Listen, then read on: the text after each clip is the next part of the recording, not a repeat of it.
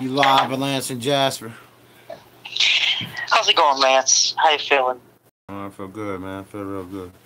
How about you, bro? I'm telling you, man. I had the opportunity to watch the game last night. Watched it through, and parts were painful, but it did give me a lot of information about this team. I know that there was a couple blown calls by the refs, but I'm not going to go there. I appreciate that. There's also a couple blown calls by the coach. How in the world on 3rd and 1, after you freaking run the ball down the field, make some great plays, do you pass the ball and give Felipe Franks the opportunity to get sacked like that? I don't know how you do that. I love Dan Mullen, but I don't know how you do that. I really don't. And I know you were talking about that earlier, man, but it's a bad play call, man. It's a bad play call, and I can tell you sitting right here that I know Dan Mullen's looking himself in the mirror and saying, I blew an opportunity. Hell, I took 4 points off the board for this team. Yeah, and that was the difference in the game, scoring touchdowns and field goals. But here's the deal. I don't care what the play call is. I do care what the play call is. I don't care how you run it, who you run it with, quarterback draw, sweep, power option, read option, shovel. I don't give a damn if you jump pass, but I want to see a damn run in that situation. You understand what I'm saying? He really, really, really. Absolutely. I know he's still learning this team, but you got to know Felipe Franks ain't got the clock time in his head to know 1, 2, 3, get rid of it. The man ain't ready to make them kind of decisions. You got to help him. And I think Dan Mullen learned a lot from that play call. I think he learned a lot about his team from a loss because you learn more from a loss than a win. And here's the deal, and I'll let you talk about it. The reason I have hope is because I know Dan Mullen will make an adjustment moving forward, and he won't make them same kind of mistakes. Yes, he will. I agree with you. He's not going to make those same kind of mistakes. Dan Mullen's a baller. This isn't his first rodeo. He's coached for a while. He's been calling plays. I think he's been calling plays since 2003, if not earlier. Maybe. He's been calling plays since the 90s. I think he's a baller, and he's not gonna call plays like that again. He's not gonna make those same mistakes again. But I'm telling you, this is one thing I want to stress more than anything else. It is a learning experience. Okay, learning from failure is the number one way to get through the head of a young man on a culture change. Because, you know what? That was a blown call. But, hey, it shouldn't have been the difference of the game. Okay? The difference in the game was the defensive line. Exactly. The difference in the game was playing defense. The difference in the game was the offensive line not getting pushed in the running game. Okay? Yeah.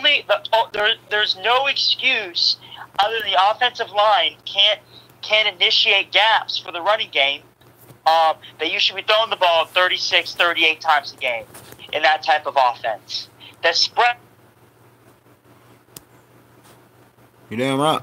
Sorry about that. The whole point of the offense is to spread the field, okay, and create mismatches in the running game. The whole point of that offense is to make the opponent pay the price if they load the box. If they load the box, then you throw it outside, and you have one-on-ones and you make the guy miss. If they don't load the box and the defense spread the field and respects the spacing of the offense, then you run the ball. It's not rocket science. It's not complicated. But we don't have. Go ahead. We're not playing hard enough on the offensive line, and that's what I'm trying to say. I'm not saying that we're not strong enough. I'm not saying that we're not good enough. I know that let me just say this, and I want to listen to you, man. But I know that C.C. Jefferson, and I know that Fred Johnson, and I know that Tyler Jordan, and I know that Nick Buchanan. I know that they are some big son of a guns, man. Those guys are huge. Those guys are massive. Those guys have the height, they have the weight, they have the strength to play with any defensive line in the country. unfortunately, I don't know what it is. I don't know if it's still the Jim McElwain culture, but those players were freaking soft.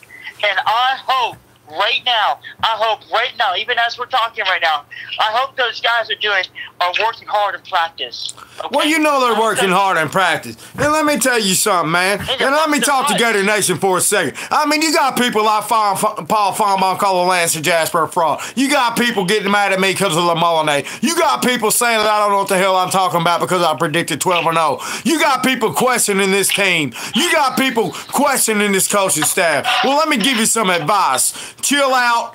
Calm down, slow down, pour your ice cup of Molinade, and chill out. Lance and Jasper's got you back, and I ain't selling this team out. I ain't selling this coaching team out. If people want to say that there's a mentality change, this team's soft, we're still carrying McElwain's players, they still got the McElwain mentality, I don't want to hear it. You know why? Because I didn't hear none of this last week. And as soon as you lose, everybody wants to sell you out. Hell, Clemson lost to Syracuse last year. These kind of games happen. All right? Now, I'm not here to sell this team out like they're not mentally tough enough all of a sudden, or maybe they got the wrong mentality. To me, that is somebody throwing somebody else under the bus, whether it's players throwing coaches under the bus or coaches throwing players under the bus. I ain't down with that. Look in the mirror, be accountable. And here's the deal. Dan Mullen could have made a better play call. The defensive line could have did something about stopping the run, and we could have got off the field on third down. We might win those games. So it ain't one damn thing, it's a combination. And we didn't lose that game because those are McElwain's players. I ain't buying that shit. I'm telling you, man, I agree with you, okay? Which part do you agree with?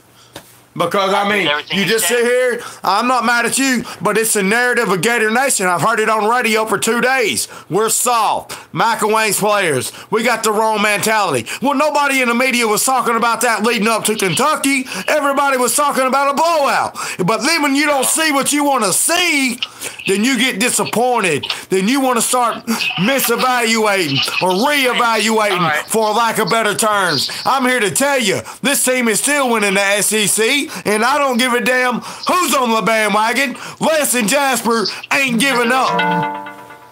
Okay, man. Let me say this. Okay, I just want to get clarity, Lance. So you're saying that, and I watched the game. You're saying that in parts of the game, the Gators weren't soft. That the offensive line wasn't soft.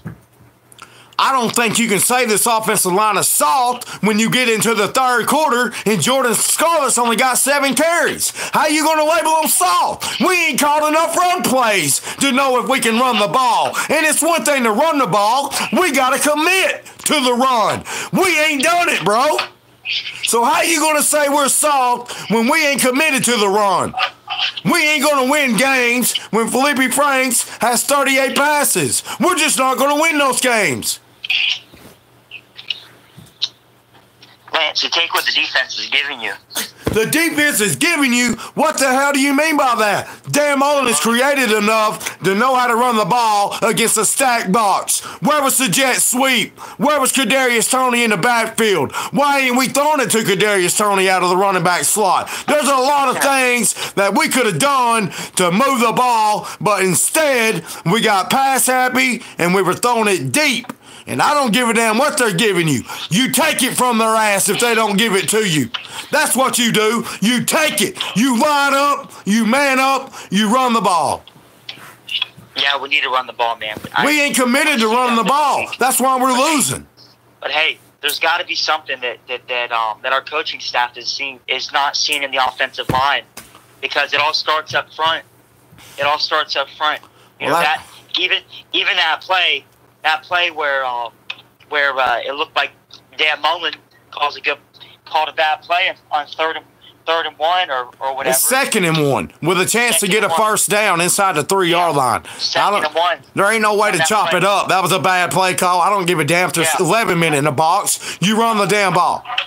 Yeah, but hey, on 2nd and 1, if our offensive line blocks, that looks like a good call. I'm just saying. How's it look like a good call when you're on the 3-yard line, 2nd and 1, you need 1 yard for a first down and you're throwing a ball? That ain't a good call even if it works. Lance, I'm not saying it was a good call, but I'm saying that if our offensive line blocks, it looks completely different. Now, I'm not saying that our offensive line can't do it. I'm not saying that we don't have the talent to do it. You can only block. Hey, man, you can only block for so long. You're a quarterback. The Gators aren't just going to walk into the swamp and be able to win a game. They got to give their all. Okay? Dan Mullen is trying to instill a culture of relentless effort. And what I did not see on that field is I did not see relentless effort. Okay? I seen guys playing hard. I just seen guys playing out of position. I seen guys that just ain't damn good enough to make those kind of plays. I seen guys who look lost without David Reese and C.C. Jefferson in a run defense. That's what I seen. The effort was there. The execution was poor. Yeah. Well, Lance, I understand what you're saying. Hey, I still think the Gators are gonna have a good season. What's a good season? What is a good season? A good season in Gainesville is getting to Atlanta. Now, I'm not going to be mad if we don't. I'm not going to sell this team out if we don't. But here's the deal: everybody else has already sold this team out. Well. Over one loss, everybody's gave up on the season. Now, how do you explain that when a week ago, everybody's drinking the Mullinade? I mean, to me, it's flip-flop. I know it's a Sunshine State, and I know flip-flops are popular, but damn it, my opinion ain't flip-flopping at all. I'm standing my ground.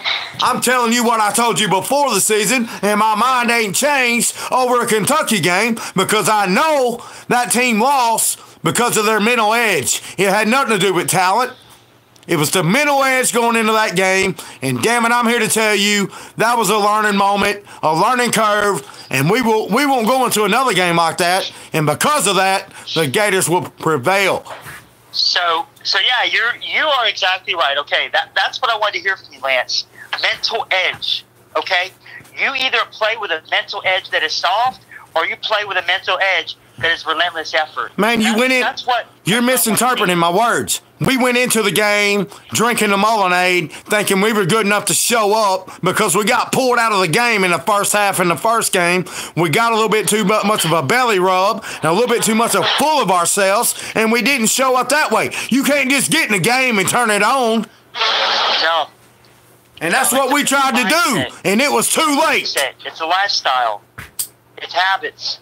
So, hey, I this team ain't never lost to Kentucky, man. So don't tell me all of a sudden we don't know how to practice to beat Kentucky or we don't know how to mentally prepare. I mean, that ain't what happened, man. What happened is we got high on the damn Mullinade because Lance and Jasper was in Gainesville. I passed it around, and somehow the players got a hold of it. I tell you, hey, I just want to say this. Say it. I just want to say this. Go ahead. Okay? The Gators are not done. The Gators are not out for the count. Okay. You're damn right. When coming to the season, I thought the Gators could, keyword could, go undefeated. Okay. Going into the season, I picked the Gators 10-2, and I'm still picking the Gators 10-2. Okay. This is how I picked it.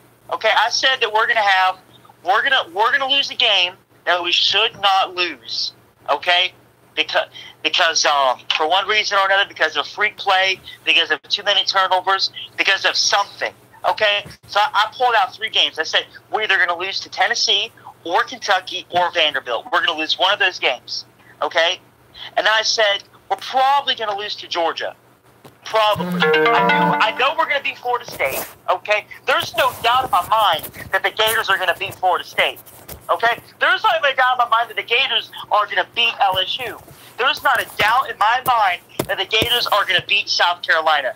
I'm telling you, the remainder of the season, the only game that I'm concerned about is Georgia. Because I know that Dan Mullen and John and Heavy C and Gonzalez and Grantham, that they're going to get it. I'm clapping, man. I'm passionate, man. They're going to get it out of those players. Okay? They're going to get it out of their players. Dan Mullen is going to call great plays. Okay, we're going to have methodical drives. Okay, we're gonna up tempo the ball. We're going to run the ball 6 times. We're going to throw the ball 7 times. We're going to run the ball 10 times. We're going to throw the ball 7 times. It's going to be great. We're going to have those methodical drives. Okay, you know what? I want big plays. Maybe this might not be the season for big plays. 2006 wasn't the season for big plays. How'd they win games? They won those games because they wanted it. Okay? The 2006 team wouldn't blow anybody's mind in points. The 2006 team wouldn't blow anybody's mind in size or even physicality. The 2006 team that won the national championship, they were hard. They went hard. They had a winning mentality. And yeah, they lost to Auburn, and they should have lost that game. There was some controversial stuff in that game in 2006. But hey, they came back. This is our Auburn. This is our Ole Miss. The Gators are coming back. 10-2. Okay, 10-2 is my pick for the season. It could be better. It could be 11-1. But I'm telling you, the Gators got it. I just see that we're going to learn a lot. I just want to say this, and then I'll take it off the air. But man, I just want to say this. We have learned a lot about this team. Okay, but we have yet to. I want to learn a few more things this Saturday before I'm willing to go 100% all in on my 10-2 record. You ain't gonna learn nothing this Saturday, man. You're not playing a competition to learn anything. We gotta learn something, man. What are you gonna learn? You gonna see if we can execute or not against a piss poor team? You ain't gonna learn nothing this week that's gonna change your damn mind. I'm telling you, man. And hey, you know, we talk about trying to get it to certain players and certain playmakers. I'm telling you, okay, you Felipe French is not a place right now where he needs to be told, get it to this player, get it to that player. Because it almost cost us. I don't think he's doing that. There was one play where he had a wide open Freddie Swain, and he threw it on a dart to Kadarius Toney, but Felipe didn't see the quarterback that was between him and Kadarius Toney. Okay? You don't need to throw it to Kadarius Toney. Okay? Kadarius Toney is not a game-breaking wide receiver. That's on the coaches, man. That's on the coaches. One thing that confuses me, and if one of the coaches is listening to this right now, one thing that is confusing me is why in the world is Kadarius Toney a wideout? Because here's the deal, man. Kadarius Toney made a decision Kadarius Toney made a decision in the offseason that he didn't want to be a part of this damn team. And if you want to talk, you want Dan Mullen to change the culture, you want Dan Mullen to do this thing right, then that's why Kadarius Toney's that wide receiver. That's why Kadarius Toney is behind in touches. That's why Kadarius Toney ain't being used as much as he should. Because he's having to earn his way back. But he shouldn't be a wide out. He should be the He's going to be a wide out because that's just his damn role on this team. Do you need to motion him into the backfield? Yes, we need to motion him into the backfield. Do we need to use him in other ways? Of course we do. But his primary position is slot receiver. Get used to it. No. But here's the thing. He's not even playing slot receiver. He's playing wide out. Okay? He is in football terminology. You know, you have the X, you have the Y. I understand all that, man. We understand all that. Okay. And I know we lined up wide. Okay. The X and the Y, those are the wide receivers that are on the outside. Okay. If you look back to Gator history, you know that's the Lewis Murphys and the Dallas Bakers of the world. Okay. I get all that, man. Those are the guys that you're gonna have matchups with quarterbacks. Okay, and they're gonna throw the ball in the air and they're gonna go and grab it and catch it. Okay, Kadarius Toney is not your premier hands guy on the team. That's going to be your Van Jefferson. That's going to be your Grimes. That's going to be your Cleveland. Those are the guys that you're going to depend on to catch the ball. I agree. You need to keep Kadarius Toney in the slot. Okay, you need to keep him in the slot. Okay. You gotta switch that up. Okay? Look, man. That's what I want to see this week. I want to see him in the slot. I don't want to see him on the outside. I want to see him on the inside. Well, I want to see mismatches with him and linebackers. Him and backs. I think Dan Mullen addressed it at the press conference, and I think he'll get it fixed. But hey, man, I appreciate your time, man. Great call, man. Go Gators. Thanks, man. Always a pleasure talking with you, Lane. Man, we got a crowd on here. Let's get it ramped up. Who y'all got? Who get it first? Where's my man at? I don't know. Where's Gator? Where's my man at? Hold on a second, guys. Let me get this song. Y'all stay with me right here. I got a caller for you. Because, man, everybody's flipping out, man. It's 423-509-7007. Join the show, man. Asking some legit questions on here. I'll give you some legit answers. I ain't hearing nothing but bullshit right now. What I'm going to tell you. We're trying to get this thing live. Yeah, you got Paul Feinbaum trying to call Lance Jasper out, labeling him a fraud. Was that not the same guy beating his chest over Bush Jones, singing brick by brick, held his hand till he walked him off the edge, and you gonna call Lance Jasper a fraud? Are you kidding me? Your call has been forwarded to an automatic voice message. Missing out. Let me get my boy Relentless. I got another one for you, man. Don't give up on me.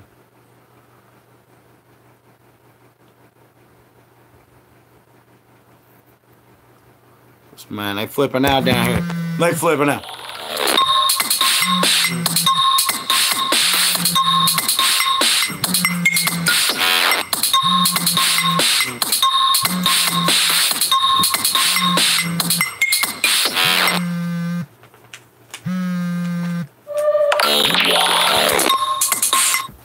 Alright, we got a new call.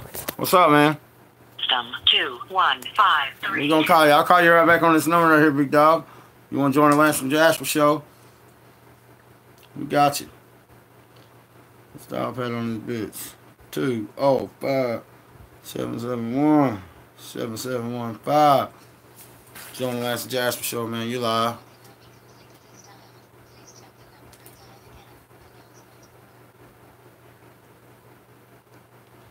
Oh man, I apologize for this. 701.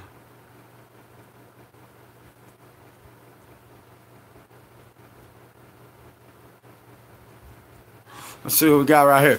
Lance and Jasper show, broadcasting live. Y'all call me up. We'll get you on the show.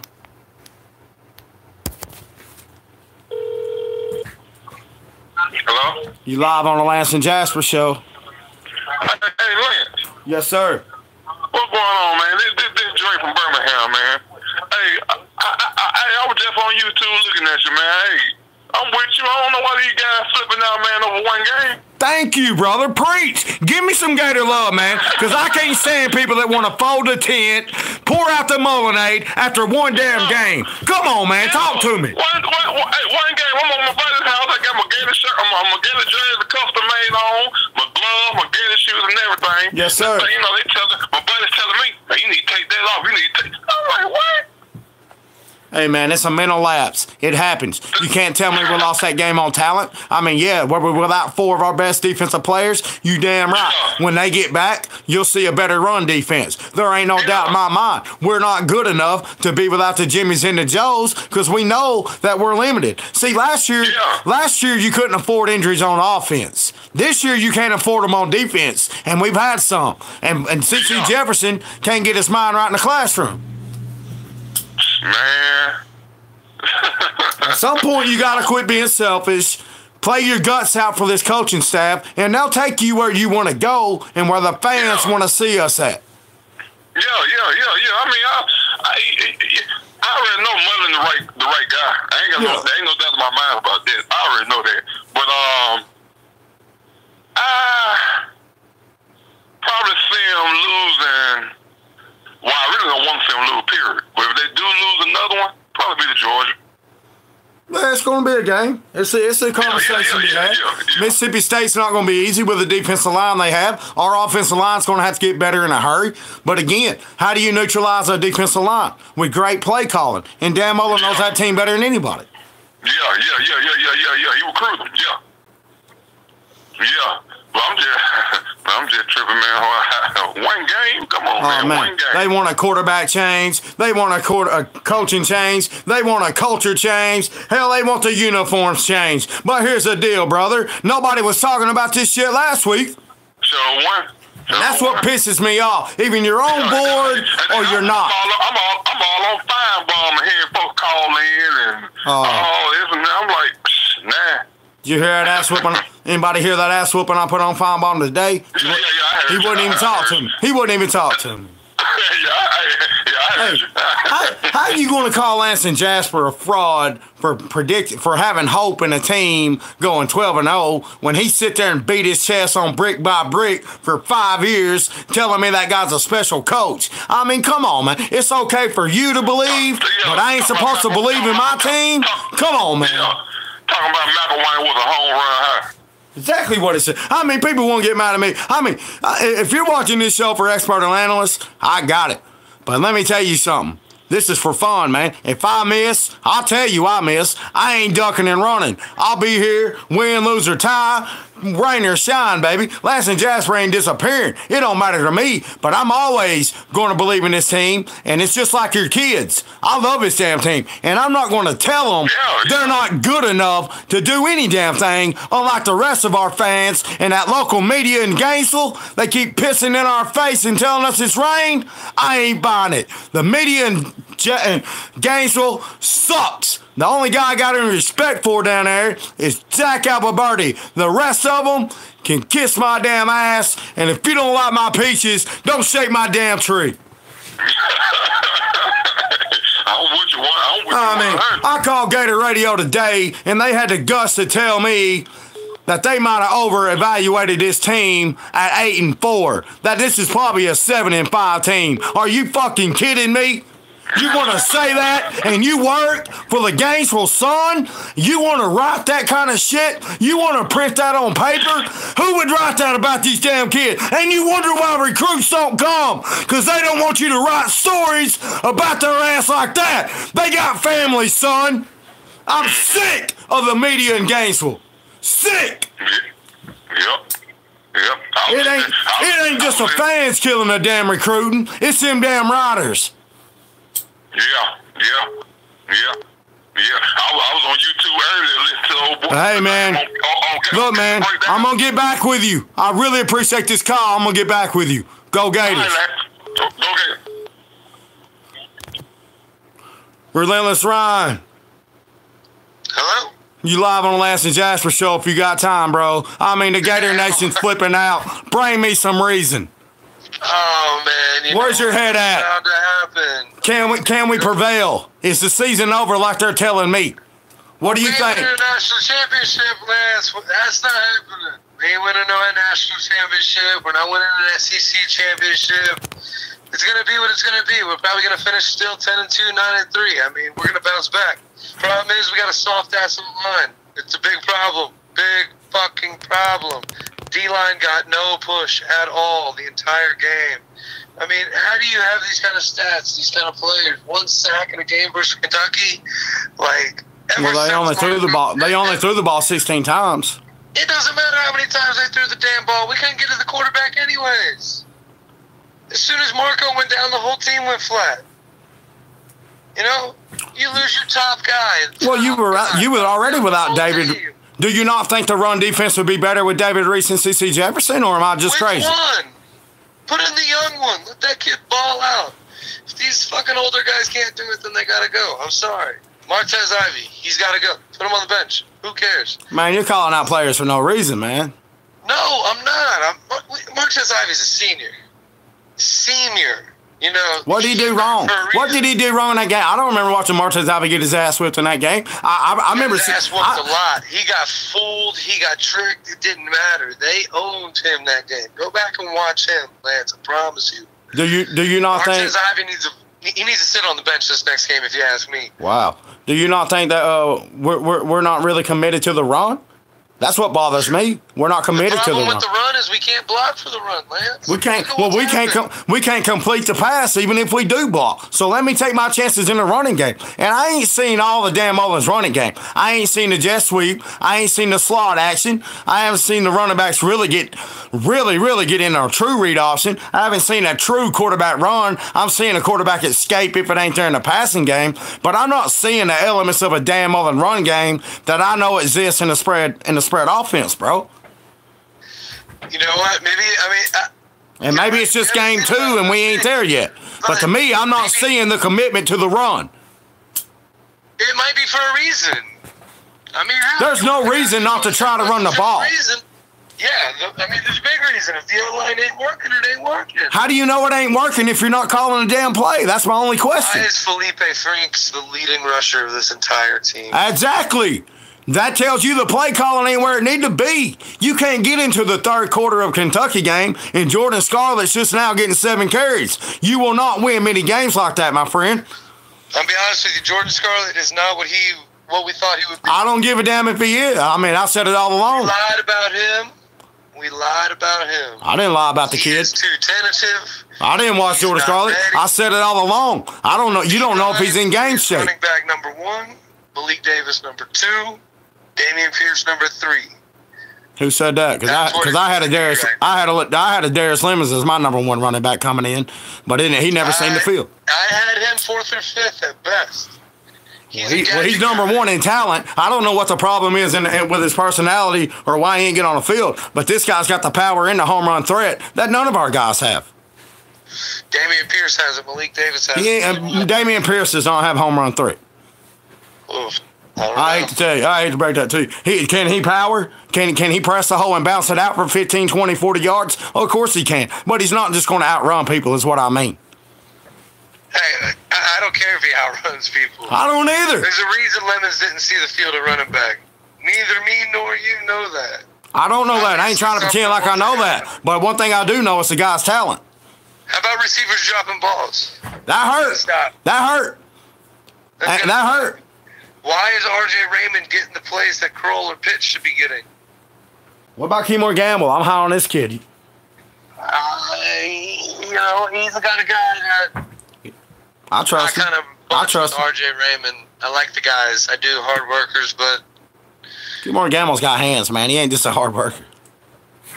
I'm just saying, we need to get rid of a lot of these bad guys in the trenches. It's just not. They did not step up the way they should have. I feel like being ranked got to their head.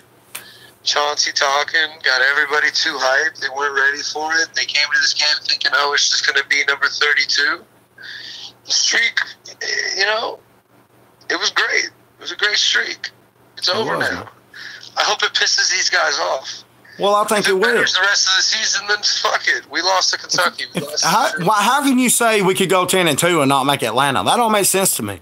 Do you think Georgia's 12-0? You think we're going to beat Alabama or Auburn? We're going to have a tough time beating Georgia, if we're being honest. If Martez Ivy in this front, either one of the trenches. We're going to have a hard time beating Mississippi State. We're going to have a hard time against. We're going to have a hard time beating Mississippi State. The offensive line don't step up. I don't know about that. Mississippi State is not as good as everybody made it out to be. Neither is South Carolina. It ain't about how good you are. It's about if you're telling me Martez Ivy should be benched and you look at Mississippi State's defensive line, then I'm telling you we're in trouble. Yeah, we got to get into this guy's head before it's too late. Mack instilled a fucking losing mentality into this program. As long as you, quote-unquote, tried, that was okay. That's not okay anymore. You're not sick of seeing that? Go back and watch Martez Ivy. I don't see a lack of effort. I don't see a lack of effort. I don't see a lack of effort. He was wrongly graded as a 5-star to begin with, and he never lived up to the hype. At best, he's a 3, high 3, low 4. Go back and watch the film. I did go back and watch the film, and three plays stood out to me. Let's start with the first one. How you like the play call on the 3-yard line, 2nd and 1, and you choose a pass. That's not playing to your strengths. Hey, you took a damn sack. You took a sack. I mean, so don't put that on my players. That one's on the coach. Oh, don't get me wrong. A little bit of this is on the coach, but a lot of it's on the players. It's always more to the players because players play.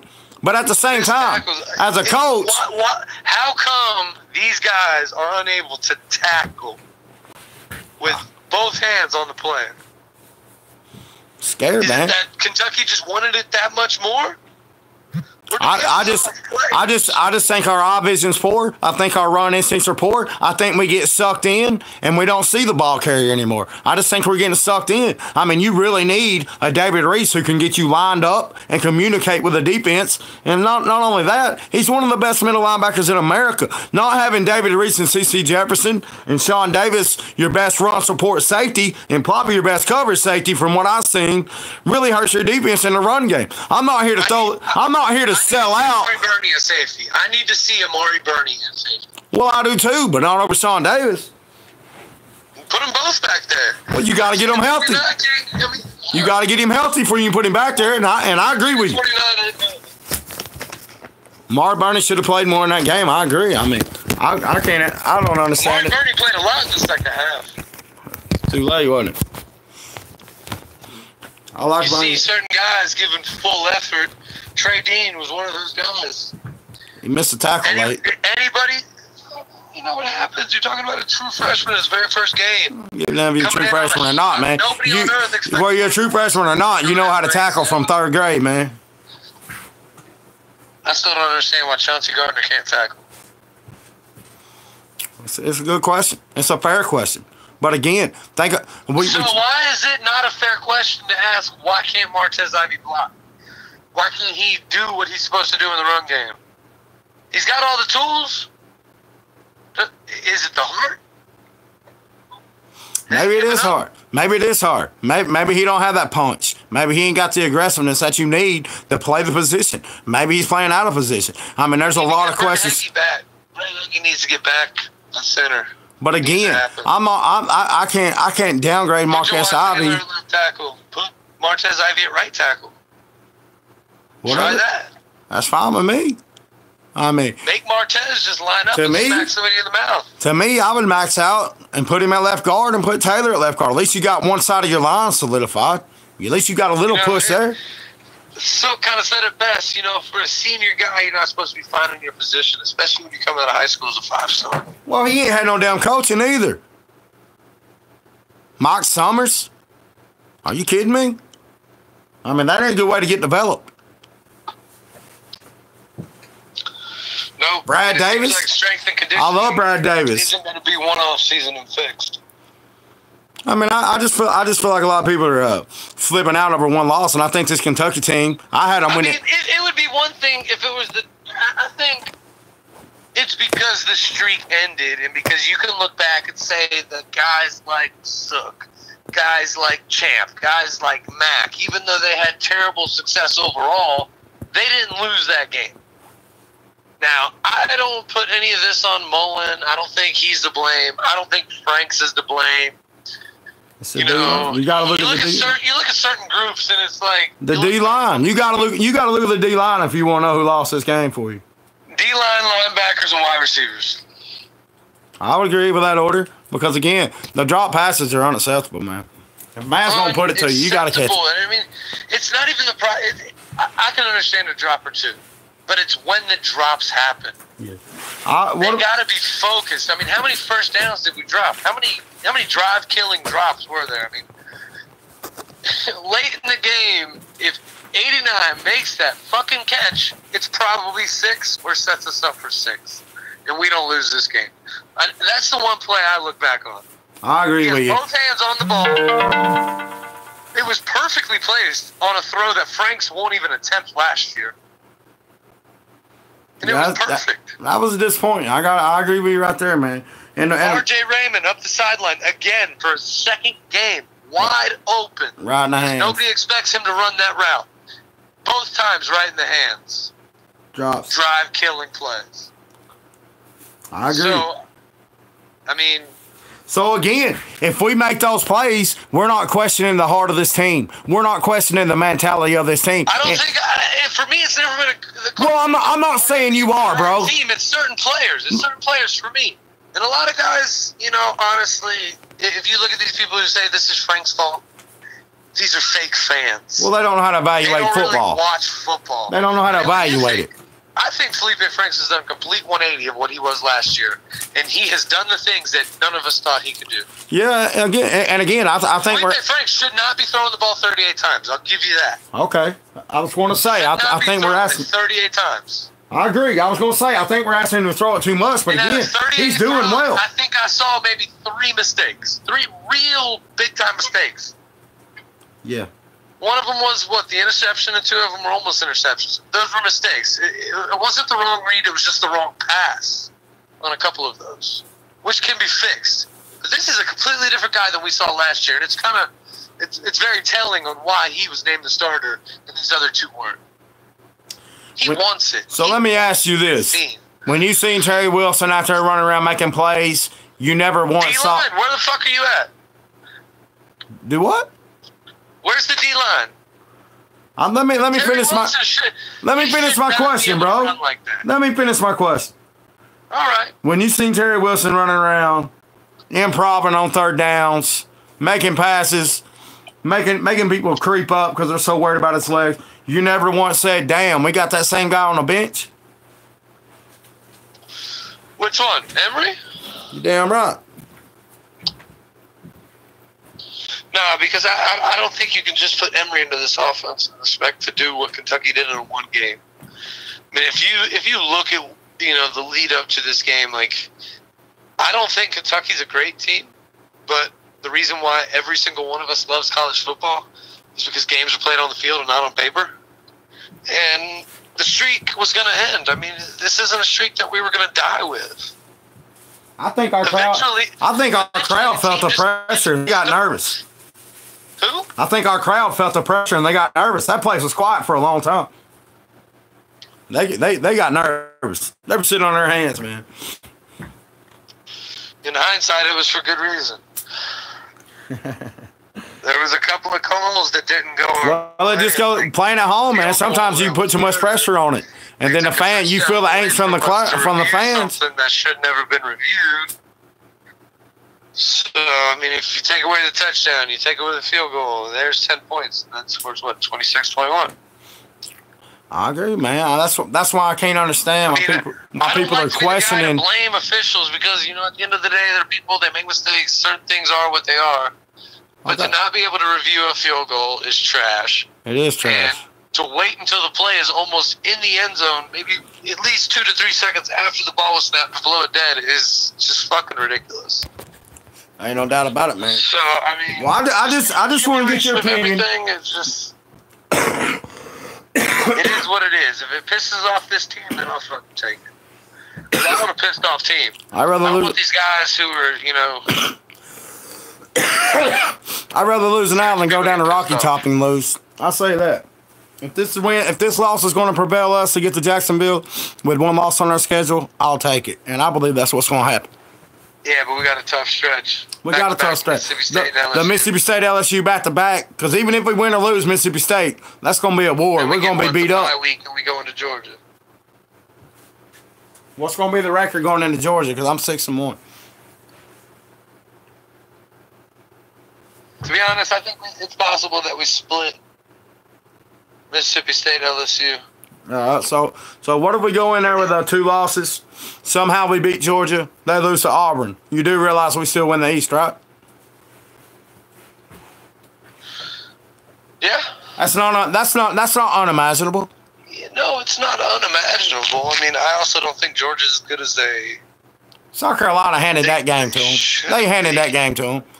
Well, I mean, it's kind of like in that game too. As soon as you throw that pick six on the first drive, it's like for us, Marco Wilson going down. It's just deflated, and Georgia took advantage of it. Went up a little bit early, and I thought South Carolina would lose a close one in the end, possibly win it, but I don't think South Carolina is as good as they were supposed to be.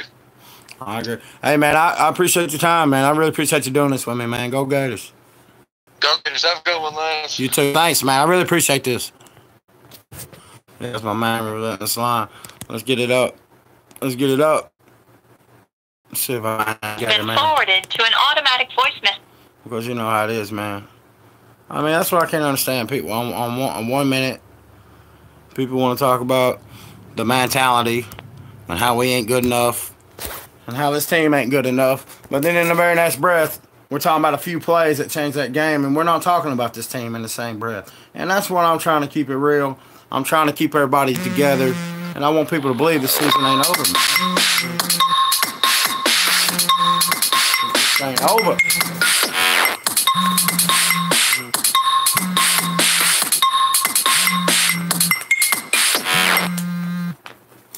All right, let's get my man one more time.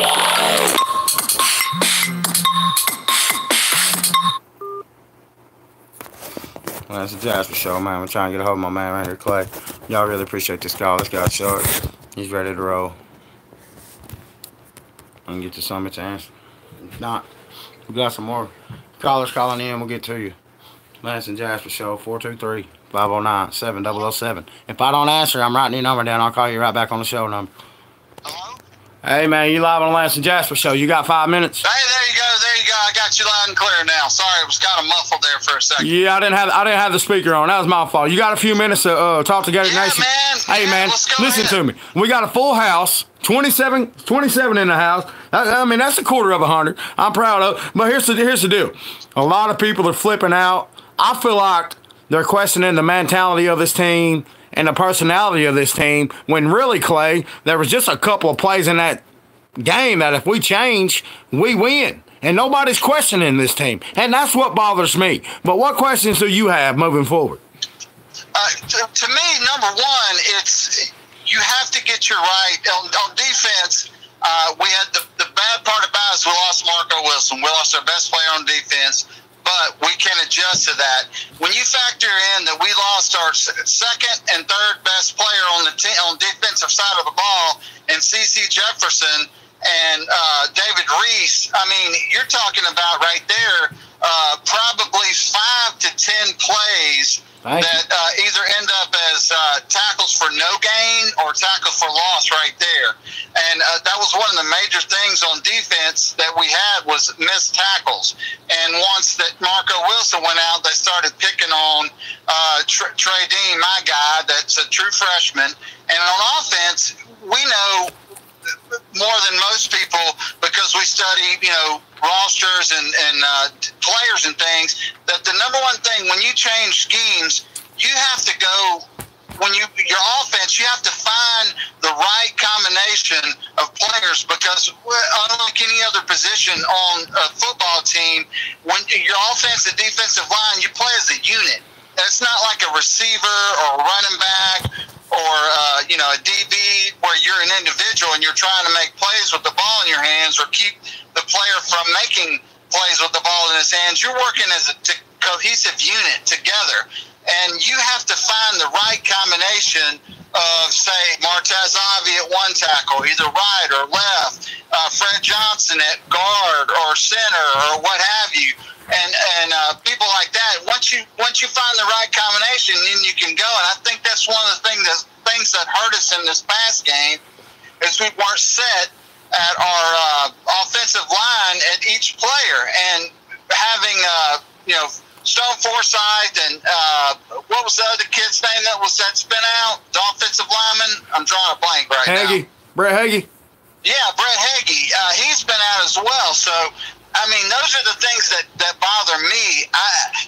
Yeah, we're not full strength. We're not full strength. Exactly. And I know they scored a touchdown late, but really that's a 3-point game. And here's the deal. You know and I know we love Dan Mullen, but Dan Mullen's a man, and Dan Mullen will look himself in the mirror. That play call on the goal line right there where you choose to pass on 2nd and 1 really hurts his team, because here's the deal. You got to know your players. You got to know your team. I know he's still learning, but you got to know Felipe Franks ain't got that mental clock yet. He's not going to throw the ball away. He's going to take a sack, and it happened. You got to find the way to punch that ball in right there. Yeah, and also, too, Lance, and, we talked about this before, Damian Pierce is a man. I mean, that kid is super talented. I mean, he is the future, the running back position. But Scarlett, to me, I think he needs to be knocked down a notch or two and either let Perine or Pierce have the majority of the carries, because, I just think that Scarlett is kind of rusty. I mean, he missed an entire year. And he's running behind, a different a line that's not the same as it was a year ago, and he's running in a different scheme. I mean, LaMichael Perine, to me, he was the best out of the backs that we have that played Saturday night. But if you mix in, you got to have Pierce have some time, because he's the one that's showing that he wants to be out there and he wants the ball. Him and Perine. So I think if you adjust a little bit with the carries and not spread them out so much and dedicate a little bit more to those two backs, I think it will come up smelling roses. You brought up the run, and I want to ask you, do you feel like we're abandoning the run? Because I just don't feel like we're committed to the run the way I wanted to see the Florida Gators commit to the run this year. I mean, Felipe Franks is your leading attempt rusher and your leading yardage rusher. You're not going to win a lot of games like that, my friend. You know what I know. The strength of this team is, like we said all year, running the ball. This is one of the best running back rooms in the nation. And I just don't see enough run calls. And maybe that's why you're not getting a Dameon Pierce, because our starters ain't tired, because we're not using them enough. We need to commit to running the ball. Jordan Scarlett has 7 carries in the third quarter. I mean, you cannot get into the third quarter and Jordan Scarlett's just now getting his 7th carry. I don't care who the number 1 running back is. I'm just using Scarlett for an example. But whoever it is, they got to have at least 10 touches before halftime, or we're not going to win a lot of games. Well, and with the running backs, most of the time a running back has to get into a rhythm. You can't let him run the ball a couple times and pull him out and put somebody in. You're right. I know, a lot of people talked about the fact that, changing it up or what have you, but, Steve Spurrier talked about it, and he used to pull quarterbacks and switch quarterbacks. But with the running back, to me, you got to get into a rhythm. You got to be able to have a guy that can get lathered up and get in there and get into a rhythm. And if you want on third down, change the back to a back that is more of a receiver, that's fine. But I agree with you, Lance. I think we kind of abandoned the run a little bit. And that's, over the past several years with Muschamp and with McElwain, that's how we made our hay, running the football. So, it's harder. The offensive linemen say they would rather run block than pass block all day long. But it is comforting to me to know that they have been able to pass block for Felipe. So that tells me that they can do it, because, like I said, the offensive lineman always says it's easier to run block than it is pass block. So if they're able to pass block for him, they can run block. They just got to find the right combination of players to be able to open the holes for those guys, because the horses are there. They just need to be let out of the stable and let go. A lot of folks sit here and tell you that the reason we're not running the ball because we can't run block. And to me, that might be true, but I ain't seen enough play calling towards a run to evaluate that. And I don't give a damn. And I really don't care what you see in practice. I want to see it in a game. All right? Don't give me what they're doing in practice. Give me what somebody's doing in a game, man. Because and I know practice is one thing and the game's another. And I don't know the reason, but some people are just gamers. That's it, man. You remember what they said about, Coach Spurrier said about Danny Wuerffel? Said he was tolerable in practice, but when you turn the lights on, that kid was a gamer. They said the same thing about Tebow, and they said the opposite about Driscoll. They said in practice, Driscoll looked like $1 million, but then when he got in the game, he couldn't play worth the flip. I understand everybody's let down because we lost Kentucky. The street's over, and we know the fan base, and we know they all think it's a birthright to win. And I want to win too. But here's the deal: people say we shouldn't have expectations. We should just sit back and be patient. Here's the deal with me: I'm gonna have high expectations, because here's the difference in me and the rest of these fans. I ain't gonna sell them out if they don't meet my expectations. I don't mind the grind. I don't mind the climb. I'm going to sit back with eyes cup of Mullinade, and I'm going to have these players back and these coaches back, and I ain't going to let media call them out and act like they're an 8-4 football team, because I'm not buying that. Who would sell their kids short? I love this damn team. I love every player on that team. And when local media start selling these kids short like they're an 8-4 football team, start calling them soft just because they didn't win a game you think they should win and they made you look stupid, that pisses me off, bro. And I'm tired of the local media in Gainesville. They are ashamed. It is pitiful the things they're saying about this team. Well, it's not just the local; it's the national media too, Lance. Think about it. Well, don't you think that it starts locally, and the national guys call the local guys, and they spread the story. That guy Nick Latour had the guts to tell me that he might have over-evaluated this team at 8-4, that they're 7-5. Who would say that? You get paid to write about the Gators, and that's all you got?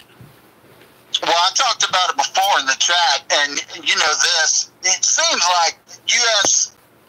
Beat writers go too far the other way. You've got all these other beat writers for these other teams like Georgia, Alabama, Auburn, Mississippi State, Ole Miss, that tend to be on the positive side when they're talking about the teams. But it seems like the beat writers for UF, it seems like they want to go the other direction. They want to bring a false narrative about a team that has no talent, that doesn't show up. I mean, has anybody ever thought about thinking about the team that we played in Kentucky? That is a talented team.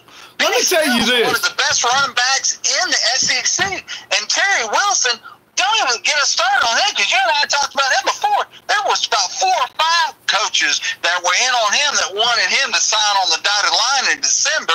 Kentucky just happened to be there first to be able to get him, the ones that he trusted, because, you know, we were after him hard. Oregon was after him. Scott Frost was after him, and Nebraska as well. Check this out. The media will tell you, don't call in here and talk negative on the players. Don't talk negative on the coaches because it hurts recruiting. Well, why in the hell do you think your damn stories are doing and for the damn recruiting? Local media is tearing recruiting down, and they want to put it on the damn fans. I mean, you think about it. Would you want to go play for a school where local media is selling you out like you're soft, like you're 8-4 football team every damn year? Are you kidding me? I mean, think about this. If you're a parent, do you want your kid to go somewhere where damn local media is going to riot and throw your kid under the bus just because they don't meet your expectations? I ain't sending my kid to a place like that. And local media is pissing in our face and telling us it's raining.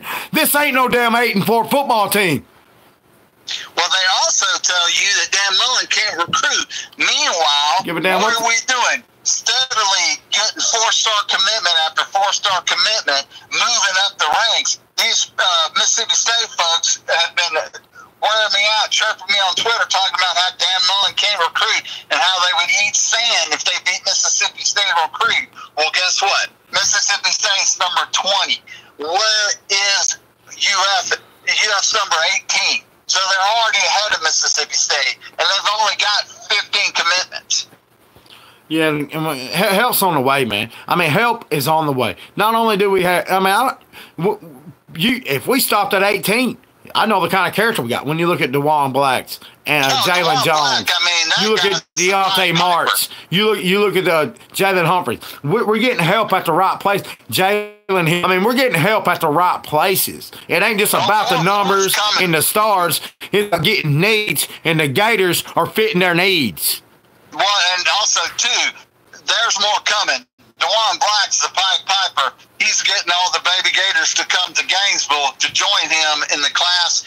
Swamp Squad 2019 is going to be finished with a top 10 class. It'll be Dan Mullen's first top 10 class because he wasn't able to recruit all those kids to come to Starkville. But Gainesville is, everybody knows, with the Jumpman 23 and the players and the coaching staff, it's all coming together. I agree with you 100%, man. It ain't so you're with me. This loss ain't going to snowball. We ain't going to lose to Tennessee. We're not going to fold the tent like last year, like everybody thinks. I think this team's going to wake up and playing some football. That's what I think. I don't think we're going to fold like last year. But everybody seems to think we're going to 8-4, and I don't see it. I said it before the season. At worst, this is a 10-2 football team, and I stand by it. Lance, we might run the table, man. I think we will. All right, brother. I got to go, Gators. I appreciate it, man. Go Gators. Let's give his number a call. Somebody call. Maybe it's one of these randoms from the show. Let's see if we can get these guys on, man. Lance and Jasper Show. 423-509-7007,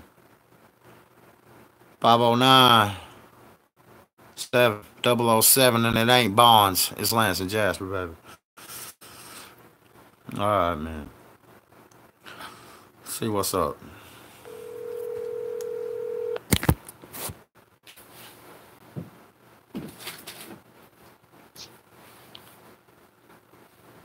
You live on the Lance and Jasper Show. Hey. You live on the Lance and Jasper Show. Yeah, I hear you. So you think Florida can still win the SEC championship? Yes, sir, I do. All right, give me a good reason why they can win the SEC championship. They have to play, I believe, 3 ranked teams before the end of the season. Is that right? Yes. So if you're ranked, you can't win that game? Is that what you're saying? We're not good enough to beat a ranked. Are you saying we're not good enough to beat a ranked team?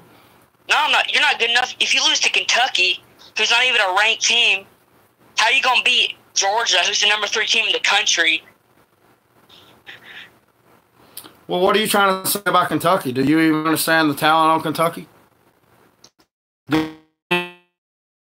Team. They're not a good South team. South Carolina is probably 10 times the team Kentucky is, and Georgia beat them 41-17. Well, do you not agree South Carolina kind of handed that game to Georgia? Georgia didn't really have to do anything to win that game? Well, South Carolina didn't play to the best of their ability, but do you really think that South Carolina It's the best of your ability starting a game with a pick six. Are you kidding me? Is that the best of your ability? No, I said they're not playing to the best. Okay. But do you really think a South Carolina team playing to the best of their ability would have beaten Georgia? No, I don't. I didn't pick Georgia. I didn't pick South Carolina to win that game. I said before the season, Georgia's going to lose two games, and that's the Florida Gators and Auburn. And I'm going to tell you right now why the Florida Gators can win the SEC East. Your number one is we're not full strength. When we get David Reese back, one of the best middle linebackers in America, the guy had 102 tackles in 11 games last year. C.C. Jefferson back, one of the best run stoppers in America. Sean Davis out of the safety position. And let me tell you, man, we ain't committed to the run like I know we will. And when we could do that, you're going to see this Gator team take off, because let me tell you, this is one of the best running back rooms in the nation. And you can say what you want about that loss Saturday, but that was because we didn't have the mental focus. We thought we could show up. Well, we learned our lesson. We'll show up, and on talent alone, this ain't no 8-4 football team, son. You better get it right. We're good enough to beat Georgia. We're good enough to beat Mississippi State. We're good enough to beat LSU. We're good enough to beat anybody on our damn schedule. So you're saying that 3 players can carry Florida? I'm saying three players help your run defense, and you don't get fried pied like you did on Saturday night. I'm not denying Florida is not a good team, but I think they need another year to develop before they can be taken to the next level like they used to. When you have a first-year head coach, it's kind of hard to win the SEC. Oh, Jim McElwain had no problem doing it. He got to Atlanta. The SEC East was weak when Jim McElwain was. It's still weak. Are you drinking the Kirby Kool-Aid? Are you kidding me? I mean, what have they done? Have they been challenged yet? No, they have not. Are you saying Georgia won that game on talent? I mean, you seen a South Carolina team fall like a damn cheap church chair. Are you kidding me? I mean, they win the national championship and lost by 6 points. I don't give a damn. They lost. Just like everybody's giving Jimbo Fisher credit for losing the other night. You lost the damn game. Are you kidding me? Who celebrates losses besides the Georgia Bulldogs, because 1980 was so far ago that that's all they got to brag about is second place. If you want to hang a banner for second place, I'll supply the damn ladder. How about that? Well, y'all just lost to Kentucky. Have you played Kentucky yet? No. We might be having the same conversation, son. Won't you show a little bit of respect, show a little bit of knowledge for that Kentucky team? Because here's the deal. You don't know a damn thing about Kentucky because you're lost and you're a little bit too damn young to realize this Kentucky team ain't the Kentucky team of your daddy's day. All right, when we lose to Kentucky, you call, okay? I don't predict them to lose from Kentucky. I predicted their ass to lose to the Gators and Auburn. Now, call me back after those games if you want to join the Lance and Jasper show. I appreciate your call, son. All right. Go Gators. I got to tell you, if you want to call the show, it's 423-509-7007. It don't matter to me. Give us a ring. We ain't scared. Why can't Florida win the SEC? Are you kidding me? I mean, you guys been drinking the Kirby Kool-Aid? Are you high on fucking Paul Feinbaum? Are you kidding me? I mean, this Gator team, you lose one game and you flip. Did Clemson not lose to Syracuse last year? It does happen. You're going to lose these kind of games. The important part is that you don't let it snowball. And it ain't snowballing on this clock. It ain't snowballing on this team. Dan Mullen's the man for the job. He'll lead us victorious. He's a better coach than Kirby Smart. He'll have Kirby Smart's ass fired in 3 years. And Dan Mullen, he'll win a national championship before Kirby Smart. Bet your ass on that.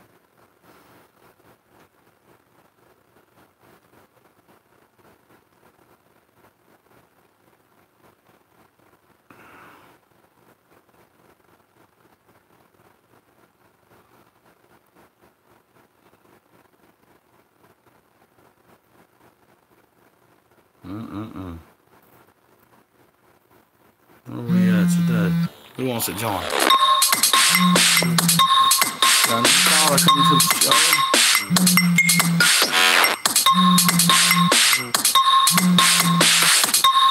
I'm gonna call you right back on that 386 number. I got that 386 number right here. Let's see who's next on the Lance and Jasper show. I appreciate y'all joining the show. It means a lot to my little heart. Because again, ain't nobody quit. Get out the bait. Lance and Jasper on the Lance and Jasper show. Radio Raise Reaction, baby. Hello? You live on the Lance and Jasper show. Man, Martez Ivy gotta go. He's a soft motherfucker. What do you mean he's soft? He just looks like he don't want to be out there. You think he's hurt? I don't know. He's just soft. He don't want to be out there. So you pretty much saying Martez Ivy wasn't soft. We run the ball a little bit better is what you're saying? Yeah, and we got to get Fred Johnson out of there too. He don't know what he's doing. I ain't never liked Fred Johnson. I ain't never bought that hot. We need to put Brett Heggie in there and start one of the freshmen. Yeah, I like to see Richard Garage get a shot. Or Chris Bleich. I like Richard Garage a lot. I like to get that young guy in there. And I'll tell you another guy I like, Tyler Jordan. I mean, at least the guy plays with effort. What about Dan McCoy? Yeah, he's undersized. But again, I like the guy that's coming out. He plays with great pad level. Did he get overpowered? I'm sure he did. But hell, he can't do no worse than what's going on right in there right now. But here's the deal. I can't downgrade this offensive line because I ain't seen a commitment from the coaching staff to run the football. And until I see that commitment, I can't really grade these guys. Yeah, I just think we need to run the ball at the beginning of the game with Malik Davis and P. Ryan. I don't like Scarlett. I really don't care who we run it with, but you have to agree we're not running the ball enough. We're pass happy, and that ain't the strength of this team. Yeah, I just think the game started off bad. Yeah, it does. When you pin a team inside the 10 and they go 91 yards for a touchdown, that lets you know right away your defense ain't there. Your mental focus is not there. I mean, a championship team, you pin a team inside the 10, you're shutting them down 3 and out, getting the ball back with good field position. I mean, come on. We lost the caller. I mean, the guy ain't got no guts. I mean, you gonna call in here and say Martez Ivy soft? Give me a damn break. I mean, you are kidding me. Martez Ivy is soft? I don't understand, man. I don't know if these people... I mean, I'm going to have to really go back and watch this tape and just watch Martez Ivy, apparently. Because I am so sick of the hate on this offensive line, man. Are you kidding me? Until this coaching staff commits to LeBron, when I talk about Molinade, I talk about experience and production. I talk about the coaching staff continuity. I talk about the running backs and receivers. I talk about the pick six click on the defense. I said we have the best running backs in the nation. I said we have one of the best defenses in the nation. Well, guess what? I ain't seen neither one of them show up.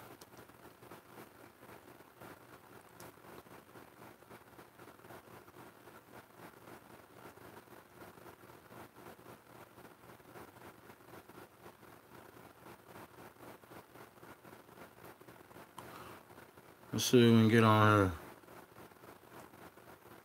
This is my last call right here. I'll get y'all out of here. We've been waiting for an hour. I really appreciate y'all's support. It meant a lot to me. Let's see if we can get the train up.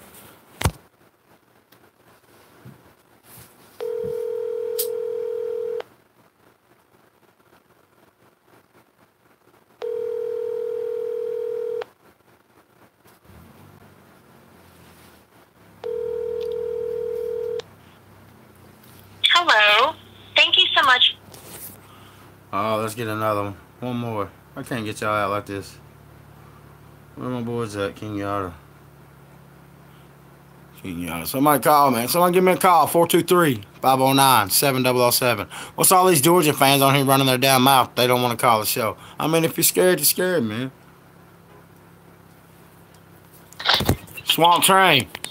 What's going on? This Lance? Lance and Jasper, man. I'm sitting here just scratching my head. People are calling this team out, saying we're soft, saying the mentality's broken, saying the season is over. I just don't understand how you pour out the Molinade after one game. How do you fold the 10 after one game? Man. That's a weak-ass mindset. You know what? I was going to call in today. I was on hold, but I went on ahead and hung up because I said, you know what? I'm going to let these fans get done calling in, crying about this and about that. See, what I'm going to tell them about, I'm going to tell them a little bit about that 12-0, and then I'm going to go on and let them know some other things, man. I mean, y'all part of, some of y'all are part of the problem, but I might tell them. You know what I'm saying? Y'all think these kids, these people don't listen to the radio? They listen. Damn right they do. You know what I'm saying? When y'all call in, I'm not talking about you. When you know when I say that's what I'd be saying, y'all. Gotcha. But I'm not talking about you. You know who's real and who ain't. I understand it. Right. So you know when I tell them y'all call in and he's saying this and then y'all say that and y'all think this stuff don't get back to these kids, man, y'all got to be kidding me, man. You know, who in there, right? Like for instance, the guys get mad and say, and these guys call in talking about, oh, this 12-0 crap. See, I tried to tell them don't believe that. You know what? It's all fun and games. People call the radio station to have fun. You see what I'm saying? It's our job. It was our job to get people excited for the season, and we had everybody excited for the season, did we not? We did, and just because they lost a game doesn't mean anything. You know what I'm saying? It's like, okay, we happy that football is back. So, you know, I coach Little League football, you know, and we print out rosters and hand to the parents, okay, these are the times of the game. I don't look at the schedule and I say, all right, guys, we're going 8-4. You know what? We're finna win all these games. That's how you tell these kids, you know what I mean? That's the same thing in the locker room. I guarantee the damn mother ain't look at the score, the roster, and see the teams on there and say, okay, guys, I see 9-3 or 10-2. He'd probably say, hey, all of these games y'all looking at, everything on there is a W. Yeah, as long as we do our job and the next man do their job. They don't stand in there and claim a loss. You don't never do that. You feel what I'm saying? So for me or you to look out and tell the fans, hey, man, from what we see, we're going 12-0. God damn it, we believe. You know, and just because the next man don't believe, that's your personal problem. Yeah, I mean, if anybody want to get mad at me because we didn't go 12-0 like I promised, that's fine with me. It's all about entertainment. Let me tell you what the 12-0 got me. He got me free tickets, a free ride to Florida, and he got me a damn signed cup by Dan Mullen saying drink some Mullinet. So that's what 12-0 got me. I've already been paid for the 12-0 campaign, and I got to give Swamp Train a lot of credit. When he called my show, I mean, I was 10-2, but he sold me on 12-0, and I rode the Swamp Train. If you don't like it, don't shake our damn beaches, man. If you don't like our beaches, don't shake my damn tree. You understand? But here's the deal. I'm glad you brung up the fans, but it ain't just the fans. The local media, Jeff and Nick, today want to call out this team like they're soft and they're 8-4. Who in the heck? I mean, they're hurting recruiting more than the fans. Who wants to come play for a team where every time something don't go your damn way, people want to act like you're soft, or people want to write negative stories about you, and people want to act like no matter what the talent is, you're always going to be 8-4 till you prove me wrong. I ain't sending my kid to play for people that are going to write negative stories about my son just because they didn't reach your damn expectations. You goddamn right. I agree 100%, man. I don't understand it. You know, I think just like one guy I heard said on the wave, you know, the Gator Nation is spoiled, man. We're spoiled. They want to win bad, but this stuff takes time. You know, and I like a fan base that's happy. Just like Dan want the team to be relentless. Goddamn it, I'm gonna be relentless. I'm gonna claim these W's. You got damn right. I believe we'll go 11-1. You damn right. Go Gators. You know, give me one reason why we can't. Exactly. I mean, I'm with you 100%, man. I'm going to keep believing. If we lose the next game, guess what? I'm still going to believe we can win the next game because I believe in these kids. I believe in this coaching staff, and I ain't going to sell them out. I ain't going to ride them out. I don't give a damn if they don't meet my expectations. I still got your back. I mean, seriously. I mean, I ain't going to sell you out just because you didn't meet my expectations. For me, the media and the fans are killing recruiting, and they don't even realize what the hell they're doing. They think we're bad for the media. Are you kidding me? We need more callers like us who are singing the praises and believing this team no matter what, and ain't going to sell you out the first time you make a damn mistake. I mean, the fans want the team to deal with adversity, but every time adversity hits the fans, they don't know how to handle it. Right. Hey, these guys call in to my, whoa, they was wrong. I tried to, no, man, you ain't told me anything. I'm going by what I believe. And just like I put my Gator shirt on, I wear that logo with pride. You know, and I stick my chest out when I have on my Gator shirt. You know, and that's just how the recruits want to see people with the fans got their back. Win or lose, we got your back. And that's just what the recruits want to see. If Alabama go out there right now and lose a game, ain't nobody going to say they season over. Georgia lose a game right now, nobody's going to say they season over. You're going to say they had a bad game. Why the hell Florida couldn't have a bad game? Plus, on top of that, we wasn't even locked and loaded. We was missing key players. I mean, people still, they still don't see. I agree with you 100%, man. I just pissed off at the fan base and especially the local media. And man, I mean the tailgate, man.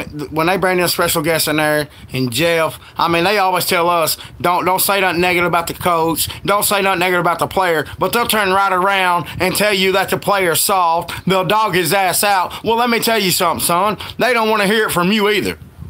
Nope. I never understood that part either. Don't say this or don't say that. I've had 3 different people call my show tonight and say Martez Ivey's soft. Are you kidding me? Martez Ivey's soft? I ain't buying that. No, I ain't buying that. How do we know? Tell me this, man. How do we know our offensive line is soft when the coaches haven't committed to the run yet? Yeah. That's my point. Until you commit to the run, I'm not going to sit here and tell my fans that we're soft. Hell, you ain't committed to the run enough for me to say we are soft. And I love Dan Mullen more than anybody, but he ain't committed to the run. And that's our damn strength, Swamp. You know it and I know it. Yeah, I know it. You're 100% right. I told one person, if Dan Mullen comes in and goes 6-6, I say, I'll look at it as if he was filling out the team, to seeing what he could do with it. Because if anything that happened right now, this year, it really don't even matter. Hell no, it don't. This is his first year, and, these are not the kids he recruited that's playing right now, but he's going to treat them the same, and I'm sure he love all them kids, but he going to push them, and get the best of the best out of them. But these are not the kids that he needs to run his system. Just like I was telling these non-football followers the same crap about FSU, even though I hate them, but I got family that play for them. Those type of kids over there at FSU does not fit the system that Willie Taggart needs to run. That's why they look the way they look, because that team ain't built for a up-tempo like Oregon was. Yeah, they got pro style. They ain't got the spread players. Same problem we had. And a lot of the problem we have right now, you recruit pro style players and now we're in the spread. Right, so we don't, those type of kids we got now, a lot of them really don't fit that spread. They really don't.